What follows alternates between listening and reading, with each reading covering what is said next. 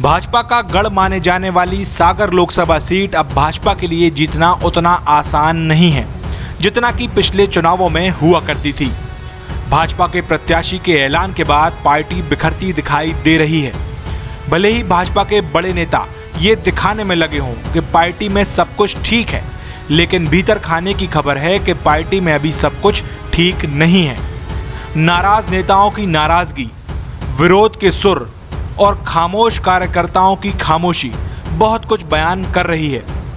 राज बहादुर सिंह भले ही भाजपा के प्रत्याशी बना दिए गए हों, लेकिन भाजपा में उन्हें अभी पूर्ण स्वीकार्यता नहीं मिल सकी है।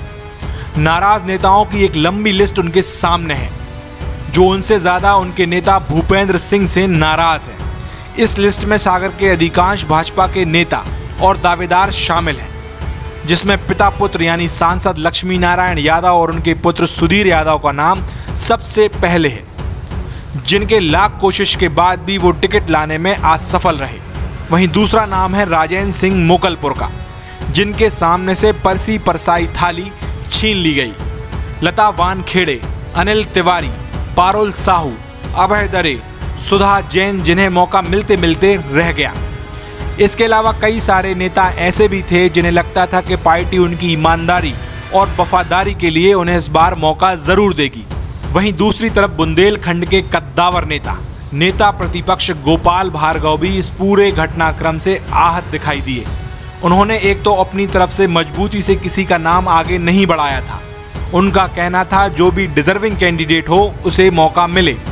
जो नाम उन्होंने आगे बढ़ाए भी या जिन नामों पर वो सहमत थे उन पर सिर्फ विचार हुआ, जबकि चली पूर्व मंत्री भूपेंद्र सिंह की। उन्होंने अपने मनपसंद दावेदार को ना सिर्फ टिकट दिलवाया बल्कि ऐसी गोटी फिक्स की कि बड़े बड़े नेता भी चूं तक नहीं कर पाए। लेकिन इन सब के बाद आखिर भाजपा में हो क्या रहा है, ये बड़ा सवाल है। दरअसल पार्टी और भूपेंद्र सिंह की नीतियों से भाजपा का एक बड़ा खेमा नाराज है। राज बहादुर सिंह के नाम पर पार्टी में एकजुटता की कमी साफ नजर आ रही है। राज बहादुर सिंह की लोकप्रियता भी एक बड़ा फैक्टर इस चुनाव में होगी, क्योंकि उनका नाम लोकसभा क्षेत्र में उतना लोकप्रिय नहीं है। कम समय है और लोकसभा क्षेत्र बहुत बड़ा, इसलिए जल्द डैमेज कंट्रोल नहीं किया गया तो बड़ा नुकसान हो सकता है। जीत और हार के लिए जिम्मेदार भूपेंद्र सिंह को ही माना जाएगा, क्योंकि प्रत्याशी उन्हीं के मन का है। जिस जातिगत समीकरण के कारण राज बहादुर सिंह को मौका मिला है, वहीं उनके लिए मुसीबत भी बन सकता है, क्योंकि इस सबसे दूसरी जाति के लोगों में उपेक्षा की भावना पैदा हो गई है।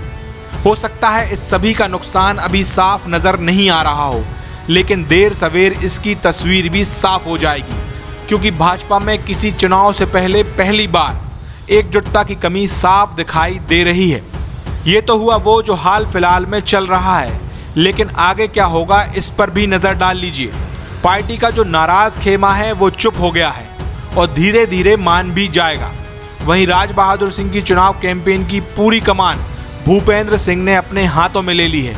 इससे राज बहादुर सिंह की स्वीकार्यता भी पार्टी में जल्द हो जाएगी। जैसे भी संभव हो पार्टी के बड़े नेता डैमेज कंट्रोल में जुट जाएंगे। देखा जाए तो भूपेंद्र सिंह के खेमे या फिर जिसको राज बहादुर सिंह के नाम से कोई दिक्कत नहीं है, वो लोग चुनाव में सक्रिय हो चुके हैं।